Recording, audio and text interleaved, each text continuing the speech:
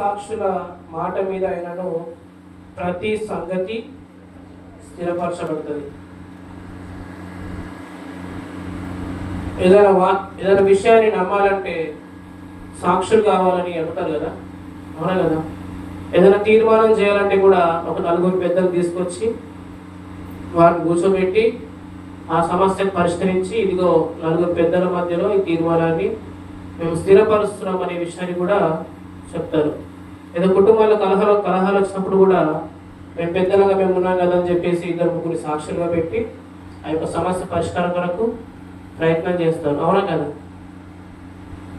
అయితే మనం ఇందాక చదువుకున్న యోహాను పత్రికలో ఒక మాట చూసుకున్నాం కదా, 5వ అధ్యాయము 9వ వచనంలో మన మనుషుల సాక్ష్యము అంగీకరించున్నాము కదా, దేవుని సాక్ష్యము చాలా బలమైనదన్నమాట. చూడండి, యేసుక్రీస్తు ప్రభువును గూర్చి పరిశుద్ధ గ్రంథంలో 5గురు సాక్ష్యం ఇచ్చింది. ఏమని సాక్ష్యం ఇచ్చారంటే యేసు ప్రభు నీతిమంతుడని సాక్ష్యం ఇచ్చారు, అవునా కదా? అయితే దేవుడు మన గురించి సాక్ష్యం ఏమిస్తున్నాడంటే, నా యందు విశ్వాసం ఉంచిన వారు మీరు కూడా నీతిమంతులే అని సాక్ష్యం ఇస్తున్నారు. మనుషుల సాక్ష్యమే ఈ లోకంలో బలమైనదైతే, ఇద్దరు ముగ్గురు చెప్తున్న సాక్ష్యమే ఈ లోకంలో బలమైనదైతే, మరి దేవుడిస్తున్న సాక్ష్యము మరి బలమైనది. చూడండి, మత్తయి సువార్తలో 27వ అధ్యాయం ఒకసారి. మత్తయి సువార్త 27వ అధ్యాయము 4వ వచనం. నేను నిరపరాధ రక్తమును అప్పగించి పాపము చేసేదని చెప్పాను. ఫుట్నోట్లో ఏముంది? నీతిమంతుడు రక్తం. ఈ మాట ఎవరు చెప్తున్నారంటే ఇస్కరియోతు యూదా. యేసు ప్రభుని ఎన్ని వెండి నాలుగు వేసిండు? 30 వెండి నాలుగు. ఏమంటున్నాడు? నిరపరాధ రక్తమును అంటే నీతిమంతుడు నేను అప్పగించాను. ప్రభువు గురించి ఏమంటున్నాడు? ప్రభు నీతిమంతుడని చెప్తున్నాడు. ఇక్కడనే 19వ వచనంలో, లేకపోతే 19వ వచనం, అతను న్యాయపీఠం మీద కూర్చుని ఉన్నప్పుడు అతని భార్య, నీవు ఆ నీతిమంతుని జోలికి ఈ మాట ఎవరు అంటున్నట్టు పిలాతు భార్య. ఈమె కూడా ఏమైనా సాక్ష్యం ఇస్తుంది ప్రభు గురించి? ప్రభు నీతిమంతుడని సాక్ష్యం ఇస్తుంది. ఇకనే 24వ వచనం లాస్ట్ లైన్లో, ఈ నీతిమంతుని రక్తమును కూర్చి నేను నిరపరాధిని, మీరే చూసుకోండి అని చెప్పేసి పిలాతు కూడా సాక్ష్యం వచ్చింది. ఎంతమంది చెప్తారు? ఫస్ట్ యూదా, సెకండ్ పిలాతు భార్య, థర్డ్ పిలాతు. మనకందరూ తెలిసిన విషయమే, సిలువలో యేసుక్రీస్తు ప్రభుతో పాటు ఇద్దరు దొంగలు కూడా వేలాడదీయబడ్డారు. అందులో రెండవ దొంగ ఏమన్నాడు? మనకైతే న్యాయమే కానీ ఇది ఏ దోషం కూడా లేదు అంటే అతను ఎవరు? నీతిమంతుడు. ఇప్పుడు ఎంతమంది అయ్యారు? 4. యూదా, పిలాతు భార్య, పిలాతు, రెండవ దొంగ. లాస్ట్కి యేసు ప్రభు చనిపోయిన తర్వాత అక్కడ ఉన్న శతాధిపతి కూడా ఏమంటాడంటే ఇతను నిజంగా ఇతను నీతిమంతుడు అని చెప్తాడు. లూకాసు వార్త 23వ అధ్యాయంలో చూడండి, 47వ వచనం. శతాధిపతి జగన్ చూసి, ఈ మనుష్యుడు నిజముగా నీతిమంతుడు ఏమిటని చెప్పి దేవుణ్ణి మహిమపరచు. 41వ వచనంలో రెండవ దొంగ అన్నాడు, ఈయన యందు ఏ తప్పిదము చేయలేదు. అంటే ఇప్పుడు యేసు ప్రభుని గురించి ఎంతమంది సాక్ష్యం ఇచ్చారు నీతిమంతులని? 5. ఫస్ట్ ఎవరు? ఇస్కరియోతు యూదా, పిలాతు భార్య పిలాతు, రెండవ దొంగ, 5వ వ్యక్తి శతాధిపతి కదా. వీరందరూ కూడా యేసు ప్రభు గురించి ఏమని సాక్ష్యం ఇచ్చారు? నీతిమంతుడు నీతిమంతుడు నీతిమంతుడు నీతిమంతుడు అని సాక్ష్యం ఇచ్చారు. వీరు మనుషుల దేవుళ్ళ? మనుషులు. కాబట్టి ఇక్కడ యేసు ప్రభువు గురించి 5గురు సాక్ష్యం ఇచ్చారు. పరిశుద్ధ గ్రంథంలో 5 అంటే ఆ 5కు ఒక ప్రాముఖ్యత ఉంది. 5 అంటే ఏంటంటే కృప. 5 అంటే ఏంటిది? కృప. దావీదు గొల్యాతు చంపే ముందు ఏలా లోయలో ఎన్ని రాళ్ళు ఎన్నుకున్నారు? 5. ఈ 5 రాళ్ళని ఏమంటారంటే దేవుని కృప అంటారు. మీరు సొలొమోను మందిరం చూడండి, ప్రతి కొలత కూడా పొడవు కానీ వెడల్పు కానీ ఎత్తు కానీ ఏ కొలత తీసుకోండి, అదంతా కూడా 5 తోటి మల్టిప్లై అవుతుంది. సపోజ్ 25 మూరల పొడవు అనుకోండి, 5 × 25 వస్తుంది కదా, అట్లా ప్రతి మెజర్మెంట్ కూడా 5 తోటి మల్టిప్లై అవుతుంది. అంటే కొత్త నిబంధన పుస్తక గ్రంథాల్లో కూడా పత్రికలు ఉన్నాయి కదా, రోమ పత్రిక నుంచి యూదా పత్రిక దాకా ఇవన్నీ కూడా పత్రికలు ఉన్నాయి. ఈ పత్రికల్ని ఎంతమంది రాశారంటే 5 రాశారు. పౌలు రాసిన పత్రికలు చెప్పండి ఒకసారి. పౌలు గారు రాసిన పత్రిక, రోమీలకు రాసిన పత్రిక. నెక్స్ట్ చెప్పండి. కొరింథీ, ఫస్ట్ కొరింథీ. నెక్స్ట్ ఎఫెసీ, కొలస్సీ. ఇవన్నీ ఎవరు రాశారు? పౌలు గారు. నెక్స్ట్ ఎవరు రాశారు?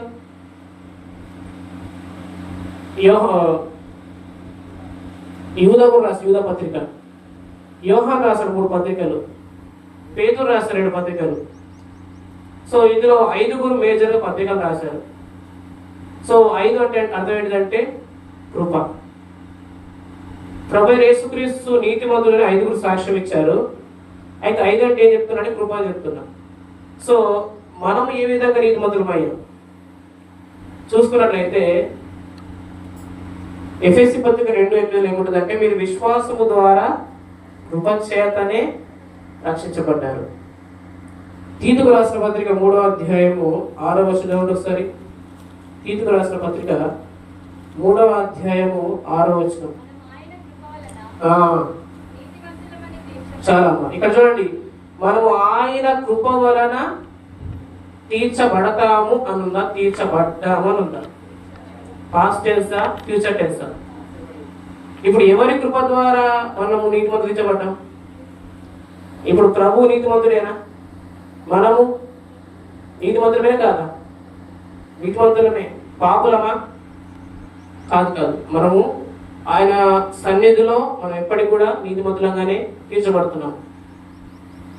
ఆయన కృప చెంత మాత్రమే నీతిమంతులం. కానీ మన ఎఫర్ట్ ఏమీ లేదు, మన బలమే కానీ మన క్రియనే కానీ ఏమీ లేకుండానే కేవలం ఆయన కృప చేత మాత్రమే నీతిమంతులం, అనగా కుమారులం, అనగా పిల్లలం, ఆయన బిడ్డలంగా మనము చేయబడ్డాం అని ఇప్పుడు ఎవరు సాక్ష్యం ఇస్తున్నారు? దేవుడు. రోమపత్రిక 8:33 ఒకసారి. 33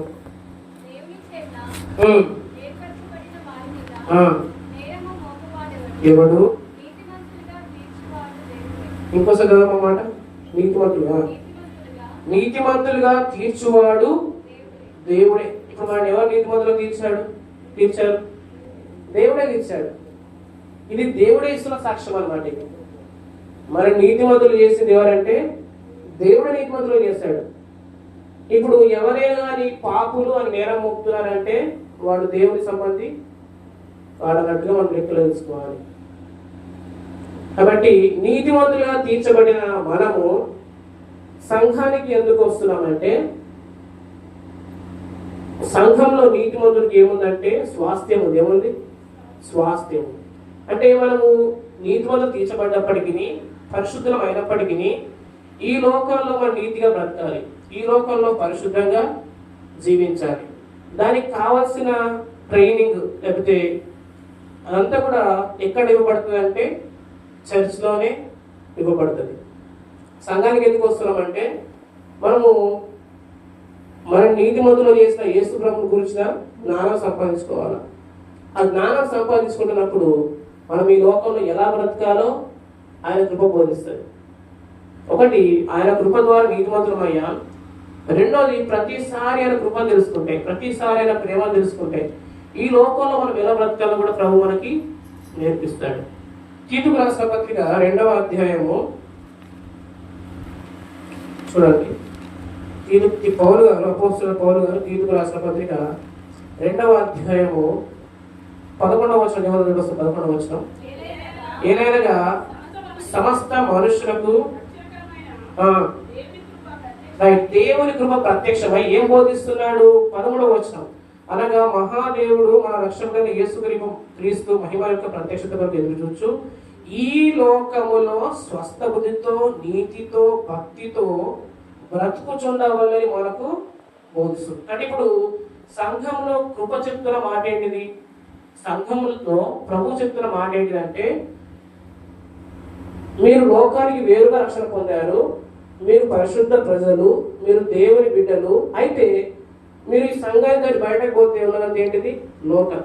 ఈ లోకంలో మీరు ఎలా బ్రతకాలంటే స్వస్థ బుద్ధితో, నీతితో, భక్తితో బతకాలని ఆయన కృప మనకు బోధిస్తుంది. అక్కడ అదే మాట కదా, బ్రతుకుచుండ వారిని ఉంది అక్కడ మాట 13వ వచనంలో. కాబట్టి ఆయన కృపను మనం ఎందుకు వింటున్నాం అంటే, ఈ లోకంలో మనము పాపము చేయకుండా ఉండడానికి ఆయన కృపను మనం వింటున్నాం. అయితే ఈ కృప అనేది సంఘంలో ఎలా దొరుకుతుంది? ఇప్పుడు దేవుడు కృప గలవాడు, ఆయన కృప నిరంతరం ఉండును అనే మాటలు మనం పట్టుకొని ప్రభు చూపిస్తాం, పర్లేదు. అయితే ఆయన కృప అనేది, ఆయన ఫేవర్, ఆయన సహాయం మనకు ఎలా దొరుకుతుంది అంటే, దేవుడు మనకి ఇచ్చిన స్థితిని మనం ఎంచుకుంటే దొరుకుతుంది. అర్థమవుతుందండి? దేవుడు మనకి ఇచ్చిన స్థితి ఏంటిదంటే, నువ్వు నీతిమంతుడు అనే స్థితి మనకి ఇచ్చాడు.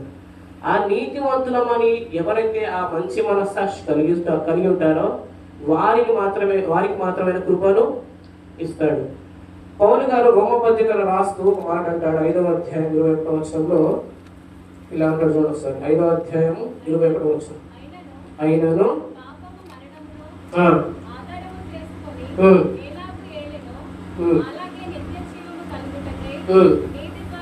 చూడండి, ఇక్కడ ఏముంది? నీతి ద్వారా. ఈ మాట నాతో పాటు చెప్పండి. నీతి ద్వారా అంటే ఇప్పుడు మనం నీతిమంతులంగా ఎంచుకుంటే ప్రభు మనకి ఏమిస్తాడు? కృపనిస్తాడు. ఇప్పుడు ఆయన కృప ఉంటే మనం ఏమైనా చేయొచ్చా? ఏమైనా చేయొచ్చు. ఇప్పుడు మన జీవితంలో కార్యం చేద్దాం, ఏమంటాం? ఇది మా వల్ల ఇది కాదండి, ఇది కేవలం ఆయన కృపని అంటాం కదా. అంటే ఆయన కృప ద్వారానే దేవుడు గొప్ప కార్యాలు జరిగిస్తాడు. దావీదు చిన్న బాలుడే కదా, బలవంతుడైన గొల్యాతుని చంపాడు. పౌలు గారు చాలా ప్రయాసపడ్డాడు, చాలా సంఘాలు కట్టాడు. పండితులు 3000 సంఘాలు కట్టడం చెప్తారు కదా. అంత ప్రయాసపడ్డప్పటికీ పౌలు ఏమన్నాడంటే, ప్రయాసపడింది నేను కాదు, నాకు తోడైన దేవుని కృపనే అన్నాడు. కాబట్టి మనం ఆయన కృప ద్వారా నీతిమంతులమయ్యా, ఆయన కృపను పొందడానికి అవసరమయ్యా. ఆయన కృపను పొందుకోవాలంటే మనం నీతిమంతులమని ప్రతిరోజు నమ్మాలి. ప్రతిరోజు కాదు, ప్రతి క్షణం కూడా నమ్మాలి. మన పాపులమని ఎప్పుడు కూడా అనుకోవద్దు. మనం ఆయన కుమారులం, ఆయన బిడ్డలు అని నమ్మాలి. మరొక వచనం చూసుకుందాం. కొలస్సీ పత్రిక 1వ అధ్యాయం 22వ వచనం. కొలస్సీలకు రాసిన పత్రిక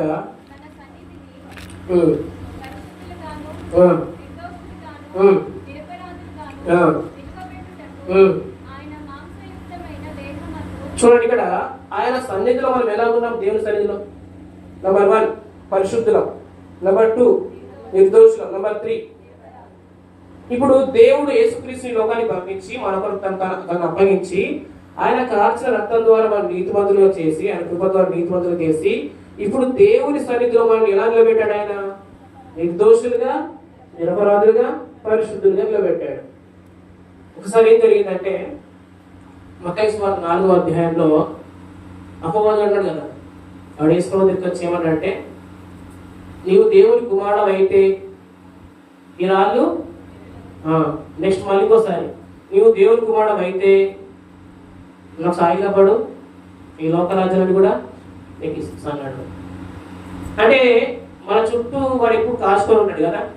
మీ విరోధి అయిన అపవాది గర్జన సింహం వల్లే ఎవరిని మిగులుతున్నా అని వెతకుచు తిరుగుతున్నాడు. వాడు ఏం చేస్తాడంటే, మనం నీతిమంతులమే, మనం పరిశుద్ధులమే, నిర్దోషులమే, కానీ వాడు అటాక్ అంటే ఏముంటుందంటే మనని భ్రమ పెడతాడు. ఎలా అంటే, నువ్వు అసలు నిజంగా దేవుని కుమారుడవేనా? ఆడు యేసు ప్రభువు ఏమన్నాడు? నువ్వు దేవుని కుమారుడు అయితే అన్నాడు. ఇప్పుడు యేసుక్రీస్తు ప్రభు దేవునికి అద్వితీయ కుమారుడు కాదా? నిజమైన కుమారుడు కాదా? తను ప్రేమించిన ప్రియ కుమారుడు కాదా? ప్రభువుని వాడు అంటున్నాడు నీకు దేవుని కుమారుడు అయితే, అంటే డౌట్ పుట్టిస్తాడు అనమాట. సో అపవాది గారి టార్గెట్ ఏంటిదంటే, దేవునికి నాకు ఉన్న ఆ రిలేషన్ మీద డౌట్ పుట్టిస్తాడు. అర్థమైందా? వాడు మీకు రోగాలు, యాక్సిడెంట్స్ ఇవి ఎక్స్పెక్ట్ చేయకండి. వాడు అలా అటాక్ చేస్తాడని మీరు అనుకోవద్దు. ఏదైనా యాక్సిడెంట్ అయితే సాధారణంగా నాకు ఎలా గట్టి దెబ్బ కొట్టి అనుకోవద్దు. వాడి అటాక్ అంతా కూడా ఫస్ట్ దేవునికి నాకున్న సంబంధం మీద అటాక్ కొడుతున్నాడు, అటాక్ చేస్తాడు. అయితే అదే మత్తయి సువార్త 3వ అధ్యాయంలో ఆకాశం తెరవబడింది, పరిశుద్ధాత్మ పావురం వలె ఆయన దిగినప్పుడు అక్కడ వచ్చే స్వరం ఏం చేసా, ఇదిగో ఈయన నా ప్రియ కుమారుడు. అంటే దేవుడు ఇస్తున్న సాక్ష్యం ఏంటిది? నా ప్రియ కుమారుడు. మరి దేవుడు ఇస్తున్న సాక్ష్యం నీ గురించి నా గురించి ఏంటిది? మరి అపవాదం ఇస్తున్న ఏంటిది? నువ్వు కుమారుడు అయితే అంటే డౌట్ పుట్టిస్తున్నాడు. ఇప్పుడు దేవుడు ఇస్తున్న సాక్ష్యం మాత్రం క్లియర్గా ఉంది, నేను నీ కుమారుడిని, నేను నా రక్తం ద్వారా నేను నా సన్నిధిలో నిర్దోషులుగా పరిశుద్ధులుగా నిష్కలంకులుగా నిలబెట్టుకున్నా. నో డౌట్, దాంట్లో డౌట్ లేదు అసలు. కానీ అపవాదాలు పుట్టించే విషయంలో మాత్రం డౌట్ ఉంది. మీ వాక్యం చూస్తున్నారా? అయితే యేసుక్రీస్తు ప్రభువు చనిపోయి తిరిగి లేచినప్పుడు ఆయన దేవుని పరిశుద్ధ స్థలంలోకి వెళ్ళాడు. దేని చేత పట్టుకొని? తన స్వరక్తాన్ని చేత పట్టుకొని వెళ్ళాడు. ఎక్కడికి వెళ్ళాడు? పరిశుద్ధ స్థలం, పరలోకానికి వెళ్ళాడు. ఒకసారి ఆ మాట చూసుకుందాం. హెబ్రీ పత్రిక 9వ అధ్యాయము 24 వచనం. 9:24.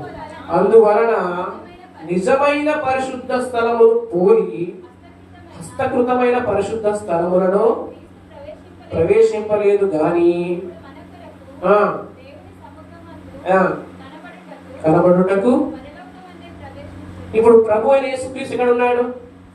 పరలోకమందు. ఇప్పుడు యేసుక్రీస్తుకు ఒక మాట ఏంటిదంటే ప్రధాన యాజకుడు. నాకే చూడండి ఒకసారి. యేసుక్రీస్తు మనం ఏమని పిలుస్తామంటే జనరల్గా ప్రధాన యాజకుడు అని పిలుస్తాం. యాజకుడు జనరల్గా ఏం చేస్తాడంటే రక్తంతో పరిచయం చేస్తాడు. ఇప్పుడు అబ్రహాము, ఇస్సాకు, యాకోబుకి ఎంతమంది కుమారులు? 12 గోత్రాలు. ఈ 12 గోత్రాల్లో ఒక గోత్రము యాజకత్వం చేస్తుంది. అదే గోత్రం లేవి గోత్రం. ఇప్పుడు లేవి గోత్రంలో ఉన్న వాళ్ళే యాజకత్వం చేయాలి. ఇప్పుడు అహరోను ఉన్నాడు, అహరోను యాజకత్వం చేస్తే తర్వాత అతని కుమారుడు యాజకుడు అవ్వాలి, అవునా కదా? మరి ఇప్పుడు యేసు ప్రభు ఏ గోత్రం? యూదా గోత్రం. కొత్త సింహం పాడతాం కదా, ఇప్పుడు ఏ గోత్రమైనది? మరి ఈయన యూదా గోత్రం అయితే ఈయన యాజకుడు అనొచ్చా? అన్నాడు కదా. యాజకత్వం కేవలం లేవి గోత్రాందే. కానీ యేసుప్రభు వచ్చింది ఏ గోత్రంలో? యూదా గోత్రంలో. ఇంతకుముందు యూదా గోత్రంలో ఏమన్నా పరిచయం చేశారా? ప్రత్యక్ష గుడారంలో కానీ చేయలేదు. అందుకని ఇక్కడ ఏం చెప్పాడంటే ఇప్పుడు మన కొరకు దేవుని సముఖమందు కనబడుటకు పరలోకం ప్రవేశించాడు. పాత నిబంధనలో ఉన్న లేవి గోత్రంలో యాజకులు ప్రత్యక్ష గుడారంలో పోతున్నారు. ప్రత్యక్ష గుడారం ఎక్కడ ఉంది? భూమి మీద ఉందా, పరలోకం ఉందా? అంటే ఇక్కడ పోతున్నారు, భూమి మీద గుడారంలో పోతున్నారు. ఇప్పుడు యేసు ప్రభు భూమి మీద ఉన్న గుడారంలో పోవాలంటే ఏ గోత్రంలో ఉంటారా? లేవి గోత్రంలో ఉంటారా? ఆయన యూదా గోత్రంలో ఉంటాడు కాబట్టి ఈ భూమి మీద ఉన్న గుడారం కాకుండా అసలు నిజమైన గుడారం, నిజమైన పరిశుద్ధ స్థలం, నిజమైన పరలోకంలోకి ఆయన ప్రవేశించాడు. అర్థమైందా? హల్లెలూయా. కాబట్టి ఆయన యూదా గోత్రంలో వచ్చి మన కొరకు యాజకుడిగా పరలోకంలో జీవిస్తున్నాడు. ఈయన ఎందుకొరకు అక్కడ జీవిస్తున్నాడు? అసలు ఆయన పనేంటిది? ఆయన పరలోకంలో ఎందుకొరకు ఉన్నాడు? ఆయన ఇక్కడ చూడ 7వ అధ్యాయం హెబ్రీ పత్రిక 25వ వచనం. ఈయన తన ద్వారా దేవుని యొద్దకు వచ్చేవారి పక్షమున విజ్ఞాపనము చేయుటకు నిరంతరం జీవిస్తున్నాడు. పైన 24వ వచనం చెప్పాడు, ఈయన మార్పు లేని యాజకత్వము కలిగిన వాడు, నిరంతరం ఉన్నవాడు. హల్లెలూయా. ఇప్పుడు యేసు ప్రభు ఎందుకు అక్కడ జీవిస్తున్నట్టే, సపోజ్ ఈ బ్రదర్ యేసు ప్రభు నమ్ముకున్నాడు. ఈ బ్రదర్ కోసం అక్కడ ఎవరున్నారు? యేసు ప్రభు. ఏం చెప్తున్నాడంటే పలానా రంజిత్ బ్రదరు నన్ను నమ్ముకోడు కాబట్టి ఇతను నీతిమంతుడు అని చెప్తున్నాడు. ఎవరు? యేసు ప్రభు. ఎక్కడ నుండి చెప్తున్నాడు? పరలోకంలో.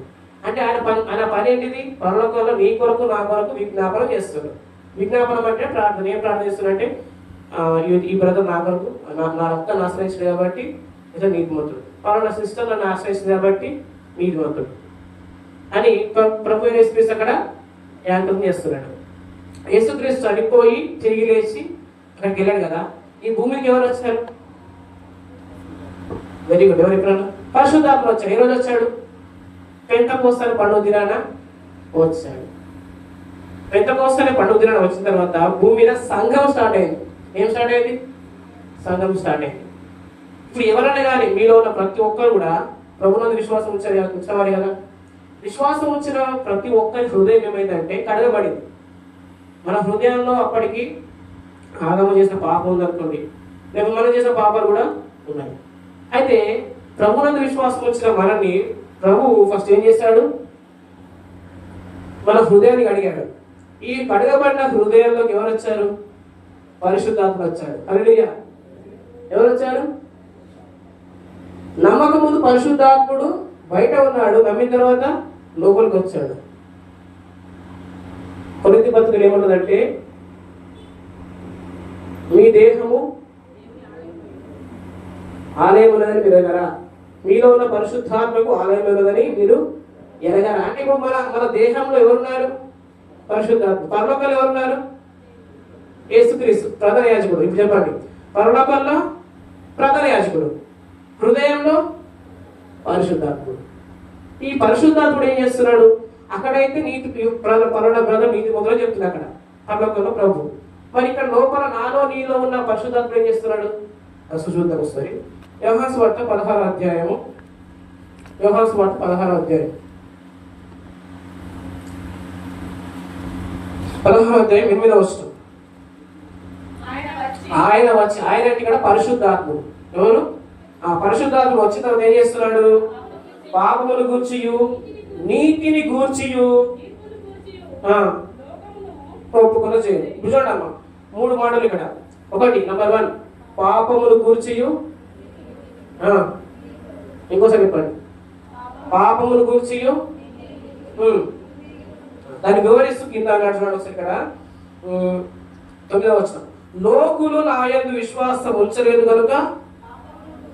నంబర్ 1 అయిపోయిందా? నంబర్ 2, నేను తండ్రి యొద్దకు వెలుట వల్ల మీరు నన్ను చూడరు గనుక నీతిని గూర్చియు. ఈ లోకాధికారి తీర్పు పొంది ఉన్నాడు గనుక. ఈ మాట వివరిస్తాను చూడండి ఒకసారి. పరిశుద్ధాత్ముడు ఈ భూమి మీదకి వచ్చిన తర్వాత 3 పనులు చేస్తున్నాడు. ఒకటి, లోకులు నా యందు విశ్వాసం ఉంచాలి. అంటే లోకస్తులు, ఈ లోకంలో ఉన్న అన్యులు, ప్రభుని ఎరగని వారు విశ్వాసం ఉంచలేదు కాబట్టి వాళ్ళకి ఏం చెప్తాడు? ప్రభు నీకోసం చనిపోయాడు, ఇప్పుడుగా నమ్ముకోండి. ఇప్పుడు ఈ బ్రదర్ వెళ్ళి వాళ్ళు సువార్త చెప్పినప్పుడు బయట నుంచి వాళ్ళకి ఏమో ప్రేరణ చేస్తారంటే, ఆ సువార్త నమ్మండి అయ్యా, యేసు ప్రభు మీకోసం చనిపోయాడు అని లోకులకు పాపాన్ని గురించి ఒప్పుకొని చేస్తాడు. మీరు పాపులు కాబట్టి మీరు పరిశుద్ధపరచబడాలంటే ఆ సువార్త నమ్మండి, యేసు ప్రభు నమ్మండి అని లోకులకు చెప్తాడు. రెండో పాయింట్ ఏమో అక్కడ, నేను తండ్రి యొద్దకు వెళ్ళడం వల్ల మీరిక నన్ను చూడరు కనుక నీతిని గురించి. ఇక్కడ మీరిక అంటే శిష్యులకు చెప్తున్న ప్రభు. అంటే శిష్యులు ప్రభులకు విశ్వాసం ఉంచారా లేదా?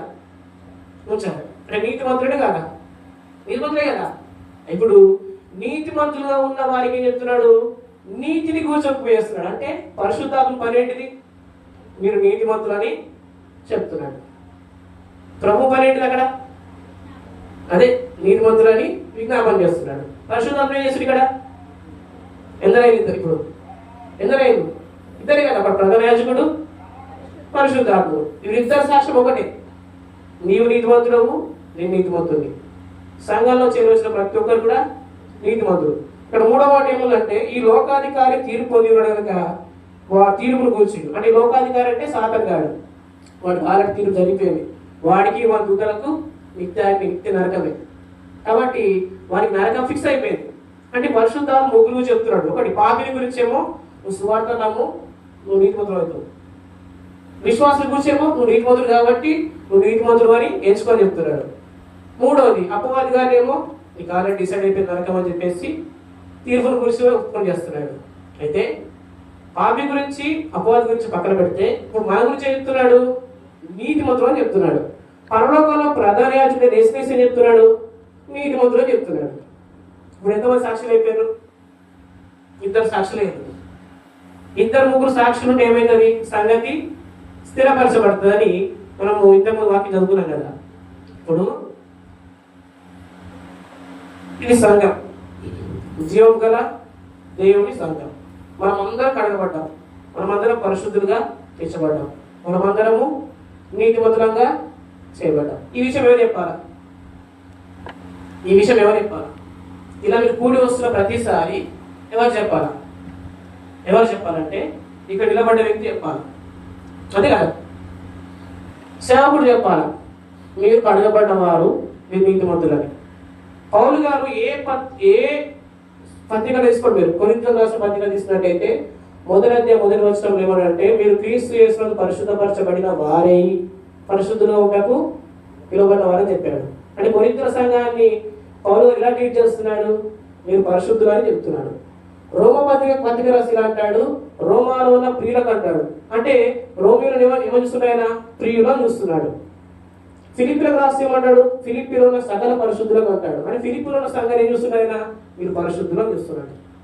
మీరు ఏ పత్రికలో ఇంట్రడక్షన్ చూసుకోండి, ఆ సంఘస్థులు అందరూ కూడా ఆయన బెస్ట్గా ట్రీట్ చేస్తాడు. ఇంకో మాట చెప్తా, కొరింథీ సంఘంలో కలహాలు ఉన్నాయా?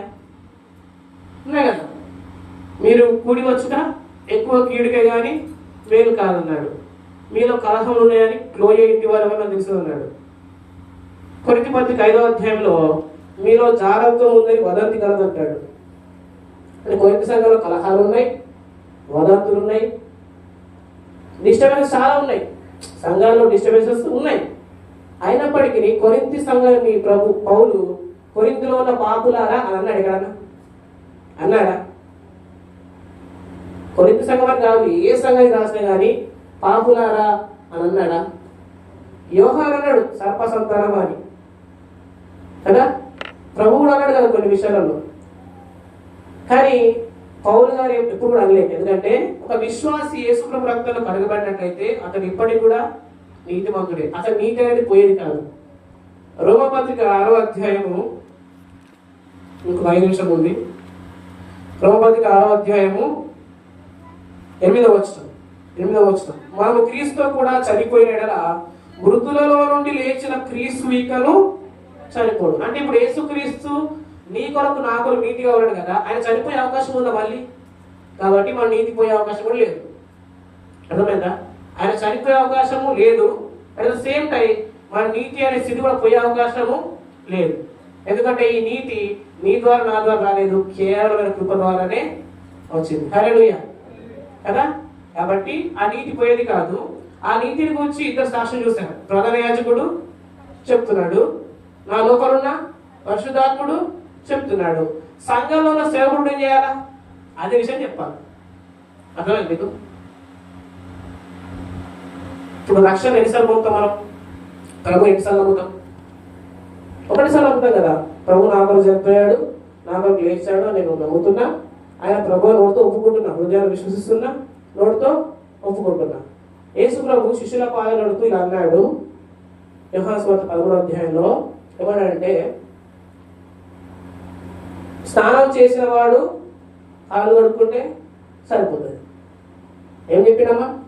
స్నానం చేసిన వాడు కాళ్ళు కడుక్కుంటే సరిపోతుంది. స్నానం అంటే ఏంటంటే రక్షణ పొందడం, అంటే నీతిమంతులుగా చేయబడటం. ఎన్నిసార్లు జరిగింది? ఒకటేసారి. కానీ పాదాలు కడుక్కోవడం అనేది ప్రతిసారి జరగాల. అంటే అర్థం ఏంటిదంటే నీతిమంతులు ఒక్కసారి చేయబడ్డాం, దాని విషయంలో డౌట్ లేదు. ఒకవేళ అపవాదం డౌట్ పుట్టించవచ్చు నువ్వు నీతిమంతులమైనా అని.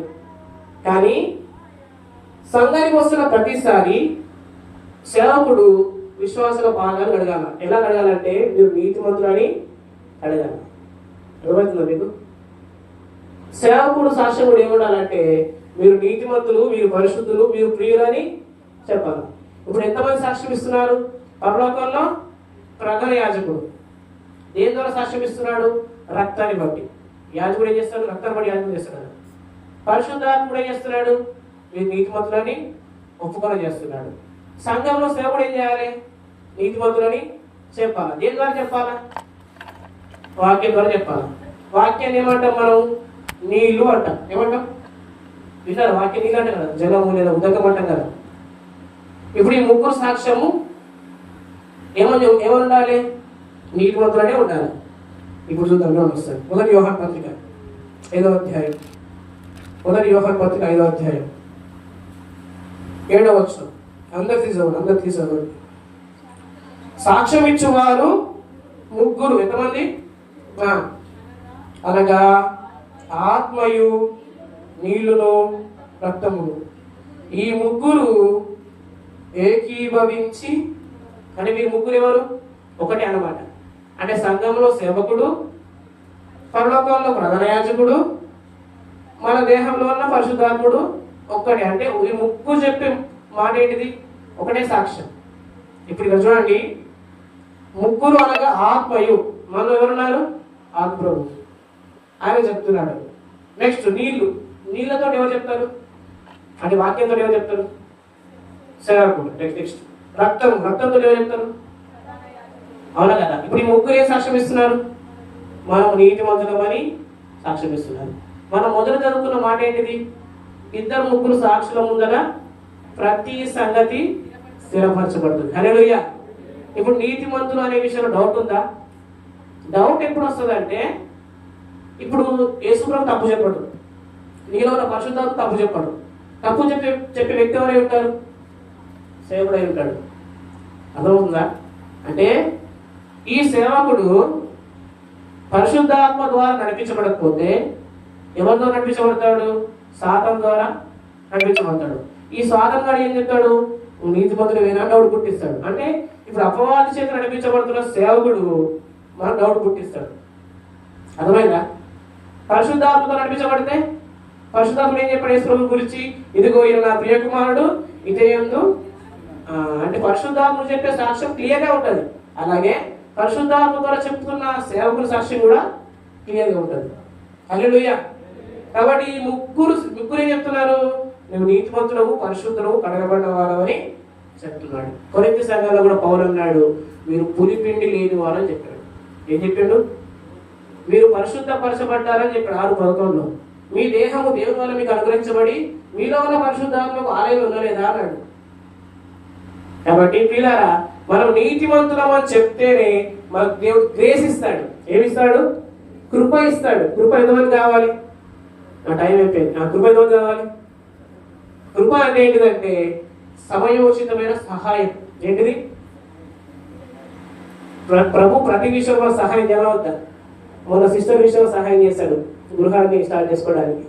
అలాగే చాలా మంది జీవితంలో సహాయం చేస్తున్నాడు. అయితే మీరు నీతిమంతులను ఒప్పుకోండి, మీరు ఖచ్చితంగా ఇంకా గొప్ప సహాయం మేము చూస్తాం. మీరు హెబ్రీ పత్రిక 4:16 వస్తాయి. హెబ్రీ పత్రిక 4:16. గనుక మనము కనికరింపబడి, హెబ్రీ 4:16, గనుక మనము కనికరింపబడి కలిపి చదవడం అది కొరకు రైట్. ఇప్పుడు కృప అంటే ఏంటిది? సమయోచితమైన సహాయం. ఏ సమయానికి ఏ సహాయం కావాలన్నా ఆయన కృప పొందుకోవాలి. కృప కావాలంటే ఏం చేయాలా? నీతి కావాలా? నీతిమంతులం అయ్యాం కాబట్టి నీతిమంతులం అనే మనస్సాక్షి కలిగి ఉండాలా? అంటే ఎంచుకోవాలి ప్రతిసారి. అపవాదిగానేమో డౌట్ పుట్టిస్తాడు, పరిశుద్ధాత్ముడు ప్రతిసారి నీతిమంతులం అని ఒప్పుకొన చేస్తాడు. కాబట్టి మనం నీతిమంతులం అని ఎంచుకుంటే మనకు గొప్ప ధైర్యం ఉంటుంది. దావీదు బాలుడేనా కాదా? బాలుడే కదా. సౌలు ఏమనంటే వాడు బాల్యం నుంచి యుద్ధాలు నేర్పన్నాడు, అసలు వాని ముందర నువ్వు పచ్చగా అని చెప్పేసి సౌలు చెప్పాడు అనమాట. ఎవరికి? దావీదుతోటి. ఇది పాటు నా యొక్క ఏమంటారు యుద్ధ ఉపకరణాలు తీసుకో అని చెప్పేసి అంటే దావీదు అంటాడు, వీళ్ళకి వాడుకలు లేవంటాడు. ఏమంటాడు? వాడుకలు లేవంటాడు. అంటే దావీదు అంటాడు, నువ్వు చిన్నవాళ్ళ ఉన్నావు, ఎంత చంపుతావు అంటే, నేను ఒకసారి గొర్రెలు కాస్తున్నప్పుడు నా గొర్రెలు ఎలుగుబడి పట్టణం ట్రై చేసింది, దాన్ని కాపాడాను దాని నుంచి. అలాగే సింహం కూడా అటాక్ చేసింది, సింహంలో చూడని కాపాడినంటే వీడు చెప్తే వినడం లేదని చెప్పేసి సౌలు పంపించేశాడు.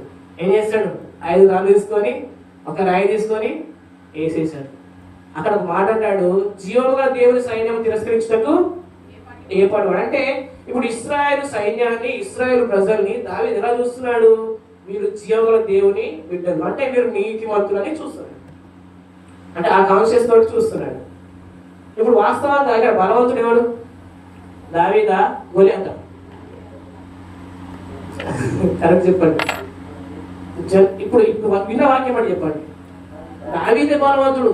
అంటే ఎవరికైతే మంచి మనస్సాక్షి ఉంటుందో, ఎవరికైతే నేను నీతిమంతులనే ఆ బలమైన మనస్సాక్షి ఉంటుందో వాడు నిజమైన బలవంతుడు.